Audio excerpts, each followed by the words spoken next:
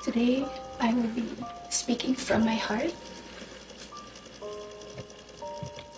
Lahat ng sasabihin ko ngayon ay galing sa puso ko. Today, I will take accountability for everything. Nagkamali ako, and I want to say sorry for everything that I have done. It all started last June of 2024. I was in a very dark place. I was lonely. And I was getting attention from Anthony. The kind of attention that I needed. When I sensed that there was this brewing attraction between Anthony and I, nadala ako sa emotions ko. And I knew that was wrong. I came clean right away. I told my ex everything.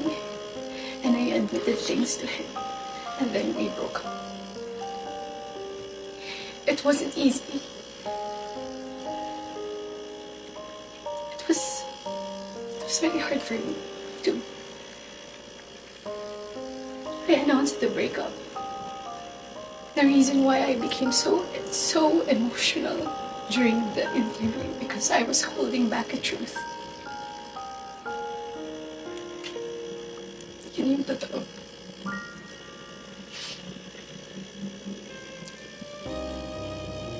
I wasn't really able to simmer down. I wasn't able to reflect on what had happened. I was working every day for days straight, weeks straight, months straight. Bago nagsimula yung mga daming trabaho namin, I told Anthony that I broke up with my ex. And he also said the same thing.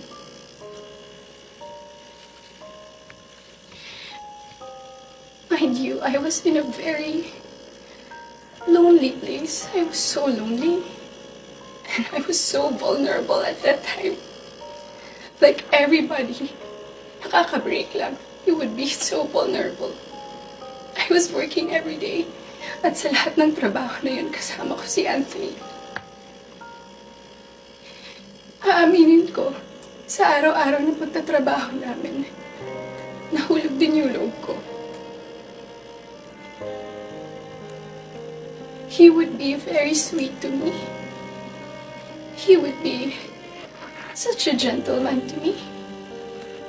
He would say things to me. He would tease me on the set in front of other people. He would tell all the people who were close to me that he was single. So, I was confident to act a certain way around him on the set. Because in the eyes of the people there, we were both single.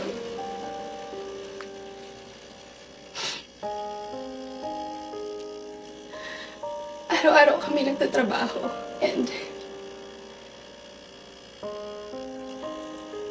September came.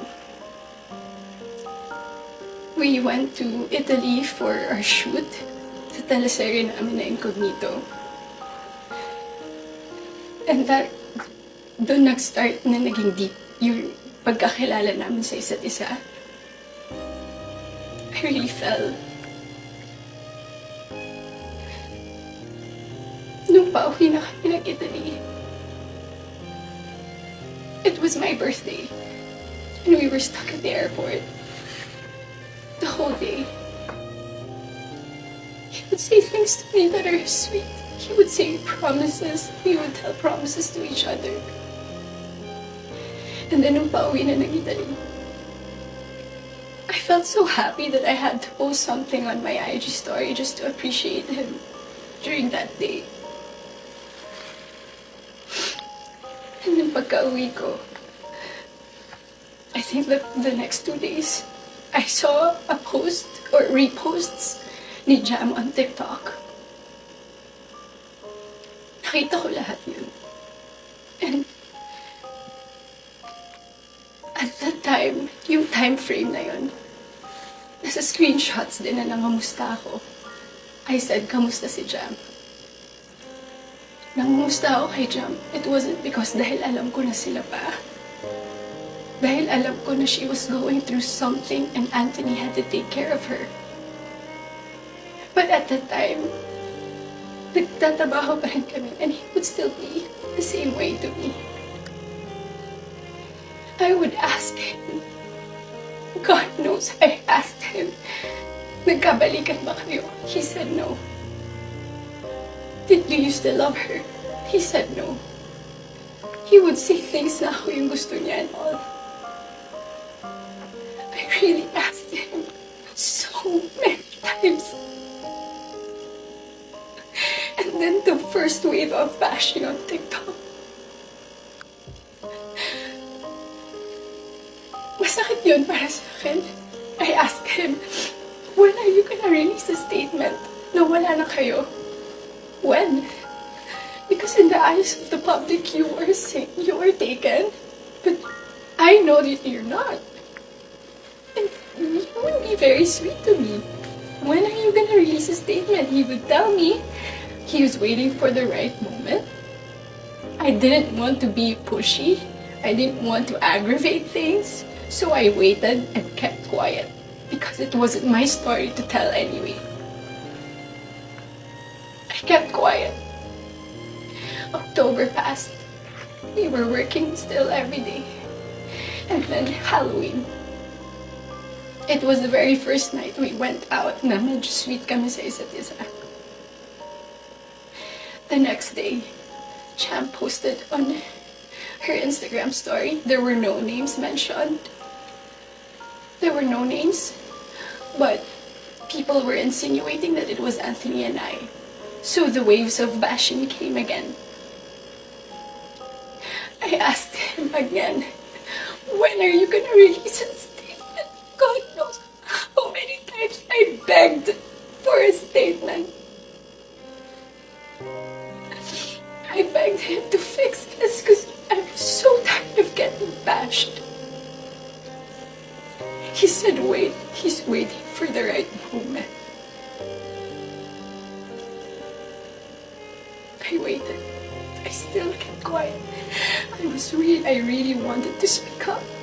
But it wasn't my story and I would look really pathetic.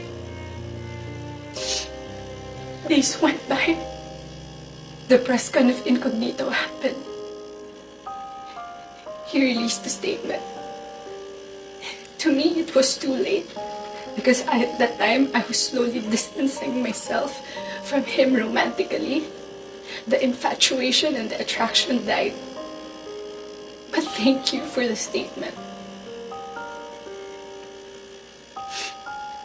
I thought everything was in the clear. I thought everything was gonna be okay. Ilang days nung lumipas. The screenshots. When I read it, it was 10 p.m. on a Tuesday night.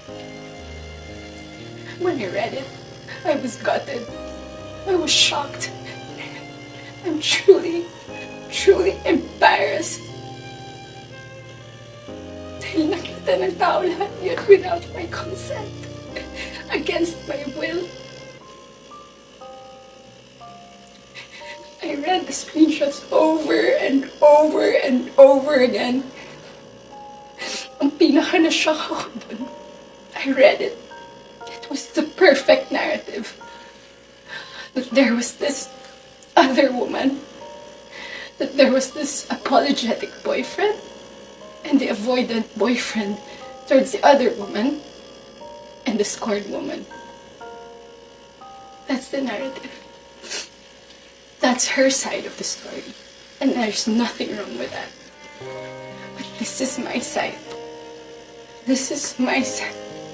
And I've been reading those screenshots. Doon ko napagtagpi-tagpi lahat. Na kaya pala hindi siya makapag-release ng statement. Dahil sila pa pala this whole entire time. I didn't know. I was in the dark. didn't know. I had no idea. God knows. Ilang beses ako nagtanong. Ilang beses ako nanghingi ng statement. Doon ko rin na-realize, bakit ganun yung reactions ni Jam. Now, I get her. I get her pain. I get her wrath. I get her anger. Kaya pala ganun. Because she was clueless about everything. I was clueless about everything. We both believed kung anong mga nasabi sa akin. Maybe iba yung sinabi sa kanya. And I can attest that iba yung sinasabi sa akin. That's my side of the story. I have so many things to say.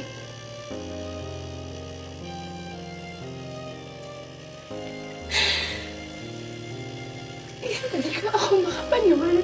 Kapahiya pala ako ganito sa buhay ko. So to the public, I am sorry that you got to see that very intimate side of me. Ganun talaga ako pag nagbigay ng pagmamahal. It was supposed to be private. It was supposed to be a private, intimate thing. I'm sad. I'm sad na nakita yun ng tao. And yes, I don't want to play the victim here.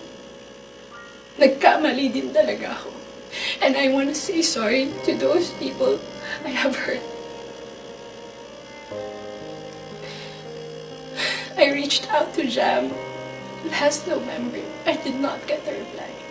I think that was last November. Because I wanted to know what's up. So, I'm sorry. Most especially, I'm very sorry. I'm truly sorry to those people who supported me for 10 years. Alam nila lahat na ginapang ko yung career ko. Mapunta lang sa kung saan ko gusto. Ginawa ko lahat. Pinaghirapan ko lahat sa tulong nila. Nagagawa ko yung mga gusto. I don't know where I'm gonna go. I don't know saan ako papunta.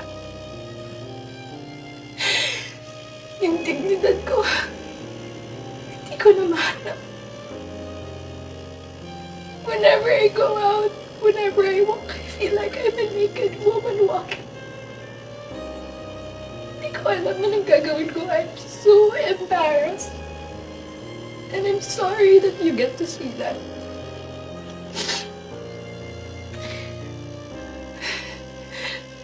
But I can assure you, tuloy pa rin ako.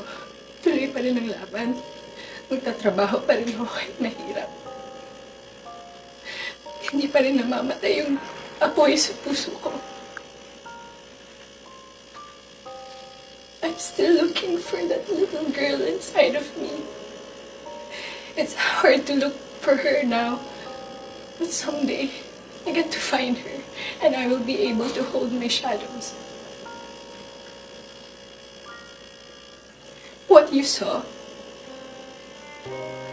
was not a perfect human. I'm far, far from being perfect. What you saw was a human being. I'm just a human being. That's it.